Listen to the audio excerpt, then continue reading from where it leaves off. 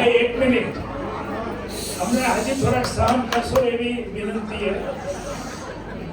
આ પોકાર પરિવારે 50 વર્ષ સુધી વ્યવહાર નિભાવીને અમને જે તંદુરસ્ત રાખ્યા, આજે જો શાસ્ત્રી મજબૂત હોય ને તો ટેકો રહે. એટલે આ પોકાર પરિવારનો અમે ખૂબ ખૂબ આભાર માનીએ છીએ. અમારા જ્યારે સફળ થયા ત્યારે અમારી પાસે ગાડી એક હતી. અમે 10, 15, 20 જણા જતા ત્યારે ત્યાંથી અમારા નાના બાપા અમને અહીંયા મૂકવા આવતા વધારાને. આજના સમયમાં આપણે ઘાટકો પર ઈસ્ટમાંથી વેસ્ટમાં મૂકવાનો તો કે રેક્સો પણ જઈએ. એટલે આપણે આ લોકોમાંથી પ્રેરણા લેવી જોઈએ કે મહેમાનગતિ કેવી રીતે કરવી. આ બાપાઓ ખરેખર 5 બાપાઓ આજે આપણા મુંબઈમાં જે ખ્યાતિ પ્રાપ્ત કરીને નામના મેળવી, આપણા સમાજની લગભગ પહેલી પ્રાઇવેટ લિમિટેડ કંપની હતી. અને બાપાઓની મહેમાનગતિ અમારી ઓફિસ બાજુમાં હતી.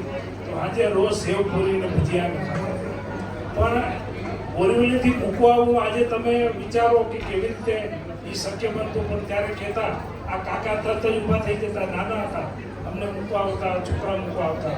એ ખૂબ અમે પોકાર પરિવારનો આભાર માની રહ્યા.